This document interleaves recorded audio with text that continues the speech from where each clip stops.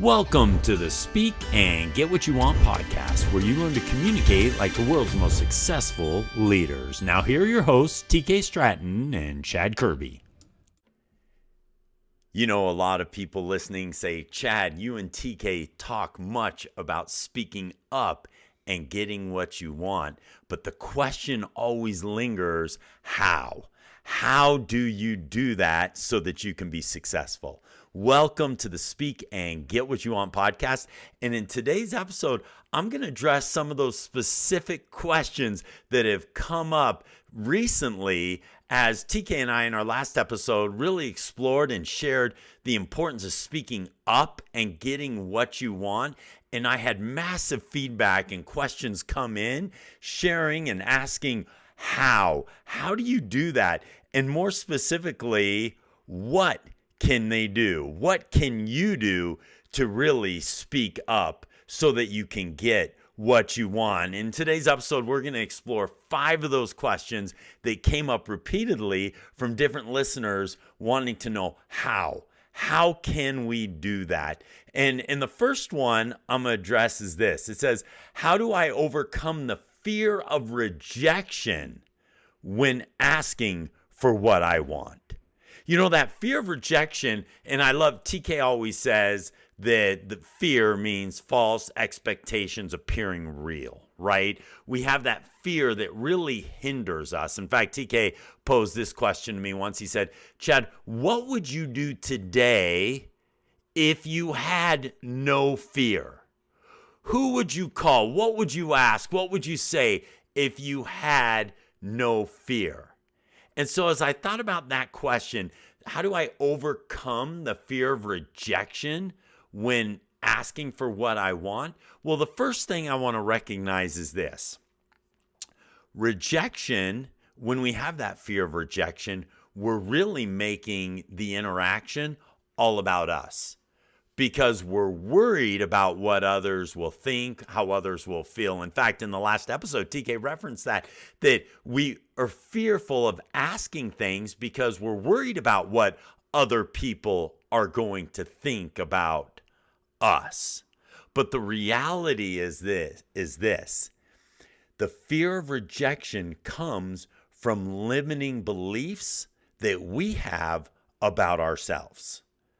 And think about that for a moment. When you've had fear come into your mind, when you've had fear prevent you from asking for things, it's because you have limiting beliefs about yourself. So you say, okay, Chad, what then can I do to overcome those limiting beliefs? And I'm going to give you this recipe, which is this. You need to be more clear on what the person you're asking for or asking something for, what they truly want. Because sometimes we assume too much. We think this is what they want. We think this is what they're interested in, but we're not clear on it. If and when you get clear on what the other person truly desires, what the other person truly wants, then your fear will subside because you will know exactly how to address that. Now, let me give you an example. My very first consulting client that I ever had was actually TK. And some of you that have listened to previous episodes know this, that TK was my very first consulting client. I was working at a software company, and I was head of sales and biz dev there, and TK and I had crossed paths, and I started asking TK a lot of questions. In fact, he started the conversation, and I began asking him question after question after question. And TK, in his mind, knew that I was clear from all the questions that I had asked what his problems in his companies were. And so he wanted to hire me. And because I knew exactly what he needed help with, I then presented an offer that I would consult with his company. Now, I still had some fear creep in there in the moment, because when I was on the phone with him, telling him what I charged, and again, I'd never charged anyone for consulting before, I said, TK, I normally charge $3,000 a month for this, but for you, I will charge $2,000. And this is this is many years ago, my very first conversation that I've had along those lines. And TK's reply to me was, I'll go ahead and pay the $3,000. Because I knew well enough what his problem was.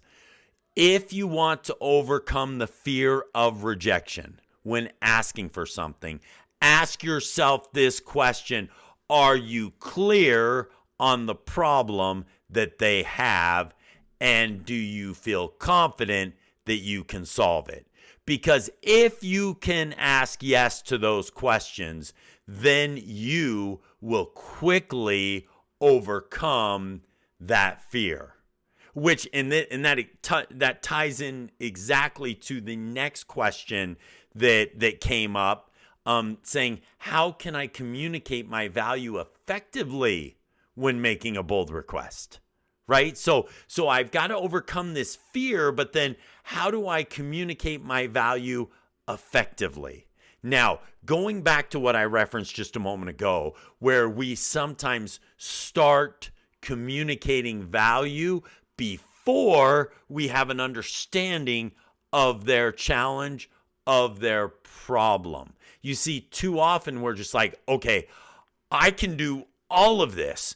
And so I just start presenting value across the board. And the person becomes hesitant, not because you haven't presented a ton of value, but because they're unclear on if your value can truly solve their situation and their challenge. And when you can get clarity around that, when you can ask the questions, then you can boldly say, you know what, I need this, this, and this. Or you can ask for whatever it is, because people will pay for their problems to be solved. Regardless of whether you are a leader of a sales organization or you're an entrepreneur, whatever it is that you do, people will pay you to solve their problem. And I love, Dave Ramsey told me once, he said that when people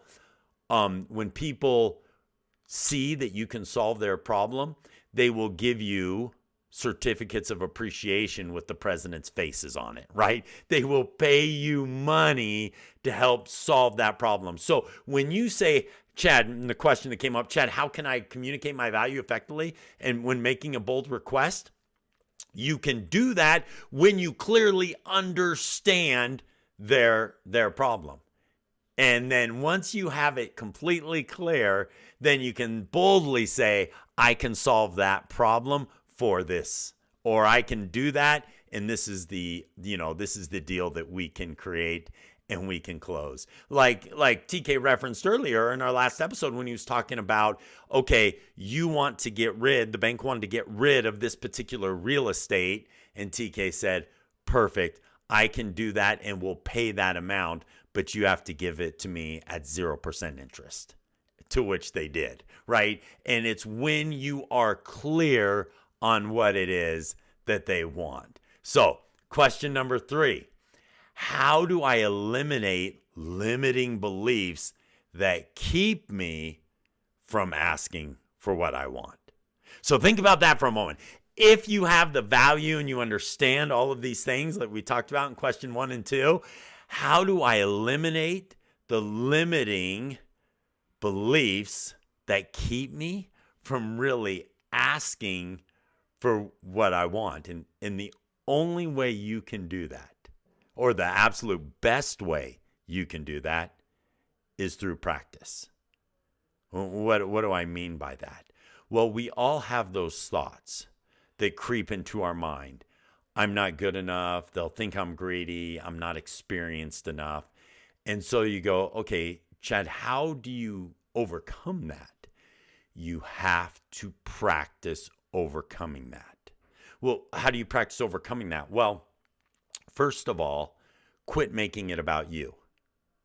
Quit making it about you and, oh my goodness, I'm asking them this amount of money to do this, or I'm asking for this much more in salary, or I'm asking whatever it is you may be asking for. Quit making it about you, and back to what I'm talking about, solving their problem. I remember my second consulting client after TK. I was I was comfortable with that $3,000 a month mark as I was starting to bring on clients. And so I got another client and I started talking through his problems and challenges and how I could solve those problems. And he goes, okay, Chad, just send it over. I need your help. Help me with this. And so I was like, okay. So I prepared everything. And then I called in my wife, and Cassie is one of the greatest supports, just an absolute amazing individual. And I pulled her in and I said, Cassie, look at this. Does this all make sense to you? Because I wanted her to look at my proposals. I was sending this over to her, and she looked at it. And this is again many years ago, the very beginning of my consulting career. And she said, "I like everything, but you're asking for $3,000 a month." And I said, "Yeah. That. Do you feel good about that?" And she goes, "No." And I said, "Oh, okay. What should I do?" And she goes, "I want you need to ask for $4,000 a month." And I was like, Cassie. And then I had those limiting beliefs, right, within my mind. And she goes, "Nope, put $4,000 a month." And then she goes, "No, $5,000 a month." And I was like, "Wait, what?" And my heart sank. And I was like, "Oh, $5,000 a month? No, I can't ask for that." And she goes, "No, that's what you need to do." And so, I mean, I was like, okay, what do I do? Do I worry about losing this client, or is Cassie going to think less of me? And I was having all these feelings and thoughts come to my mind. So I changed it, and I hit send. And when I hit send, my heart sank. I was just like, oh, what have I just done? What have I just done? And he immediately replied and said, "This looks great. Let's move forward." And I was like, and my wife, Cassie just looked at me, and she's like, "See?" And the more practice you get, the more practice you have and experiences you have where you present the value and the answer to people's problems, you will build those elements of confidence and reduce the limiting beliefs. Now, that's going to connect with this next question that is really, question 3 and 4, really tying together, and that is this. Number 4, how can I embrace an abundance mindset when I feel stuck or limited? Okay, Chad, how do I embrace an abundance mindset? I hear you and TK talk about it all the time, that abundance mindset, but I'm struggling with it. How do I embrace it? Well, keeping in mind, just in the story I shared just a moment ago, I had that limiting scarcity mindset, right? So I'm going to share 4 specific things you can do to really embrace that abundance mindset. And the very first one is this, gratitude. You know, it's interesting with gratitude. I recently was in the Dominican Republic, and as many of you perhaps know, there are some areas of the Dominican Republic that have quite an extensive amount of poverty. There's a lot of poverty there. And I noticed that there was a lot of happy people there too. And so we had a driver with us that was driving us around to certain areas of the Dominican. And I turned to the driver and I said, why is it that you're so happy? Why is it that here they are, and some of them in quite a bit of poverty, but yet in a more abundance mindset than those of us that have so much? And I said, why is it that you're so happy? And he goes, well, we have family here. We have friends here. The weather's amazing. And he started listing all of these things. And what I was noticing in what he was clearly articulating is he had gratitude. And with gratitude creates abundance. You see all that you have. And when you begin to realize and understand all that you have, you start thinking more abundantly. You start thinking, wait a second, I have so much, more most definitely and most certainly can come my way. So number 1, how can I embrace an abundance mindset when I feel stuck? Number 1, gratitude. Number 2, friends. And when I say friends, I'm really saying those you associate closely with, right? Cassie, I referenced Cassie before. Almost all of the success I've experienced in this life has somehow been connected to the most important person in my life, Cassie, who is that amazing I mean, her mindset is always abundance, always abundance. And so I'm seeing her, being with her every day rubs off on me. And I love that quote from the previous episode with TK where he says, rich rubs off, poor rubs off. Well, I'm going to add to that, an abundant mindset rubs off. And fortunately for me, my companion Cassie, she has that abundant mindset and it rubs off on me. And so my wife has that huge impact. And so I just say friends, and those I would add and include in that group, those you simply associate closest with. Your spouse, your companion, your siblings, or whoever it might be. Just be very, very, very careful. Now, I'm certainly not suggesting you call up your brother and say, hey, I was listening to Chad's podcast today and realized that I need to no longer speak to you, right? I'm not saying that, but what I am saying is take note of those that are closest to you and how they're impacting that abundance mindset. Number 3 is the words you're saying to yourself. Catch and notice those words. And then number 4, your non-verbal expressions. TK and I, when we go and do trainings to corporations and organizations on speaking and how they can improve their public speaking, TK and I will often remark to ourselves that before we get up and speak, we will, we'll jump up, we'll get our adrenaline going. There are things that we will do to impact our nonverbal expression. Take note and notice how you are approaching situations. You know what? Sometimes when I get discouraged and I get overwhelmed with everything that's going on, I'll walk out of the room and Cassie will stop me and say, hey, stand up straight, put your shoulders back. You got this. Right? And what she's saying is, Chad, your nonverbal expression is impacting your mindset. So watch your nonverbal expression. When you get overwhelmed, sometimes your head looks down. It is always better to look up.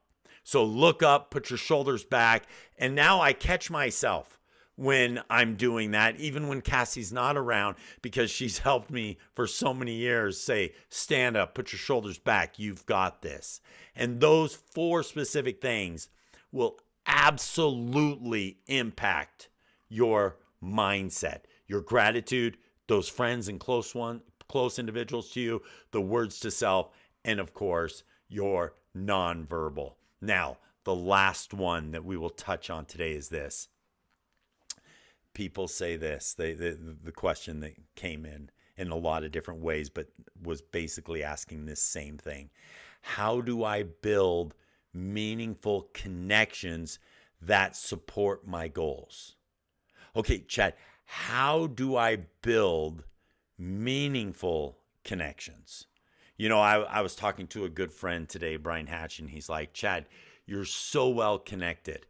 And he's like, and I was thinking to myself, I don't feel well connected, but I have some incredible friends and connections that I truly value.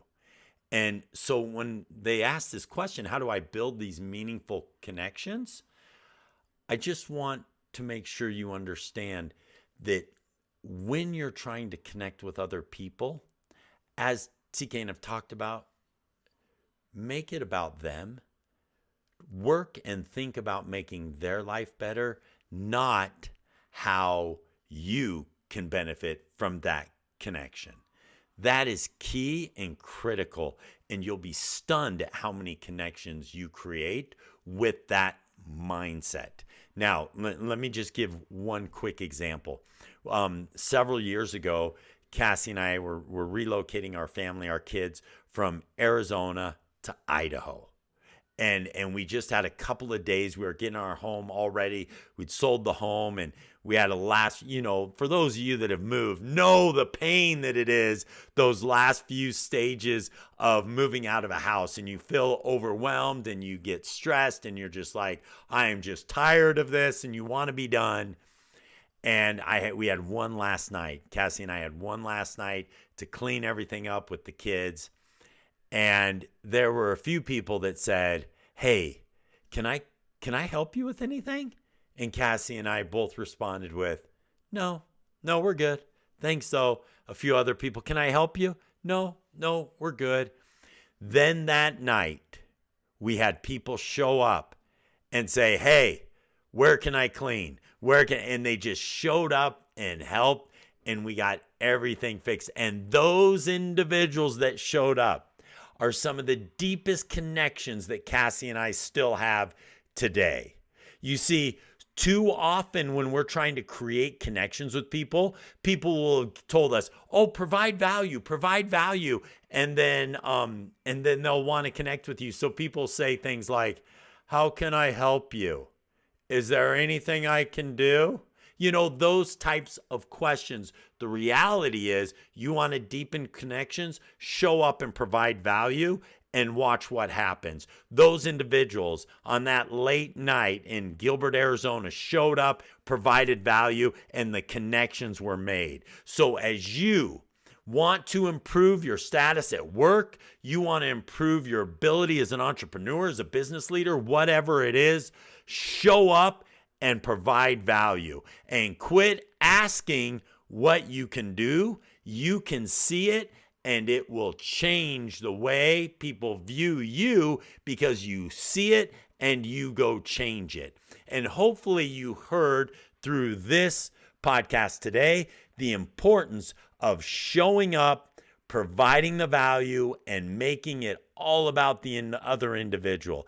And as you do that, you will be able to ask and get what you want because you've given the value that you can bring, because it meets the needs that other people have.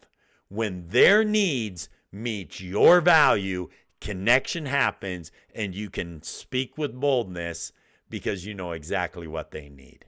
So go now, take these 5 principles and speak up and get what you want. And go have a tremendous day, everyone. Take care now. Bye now.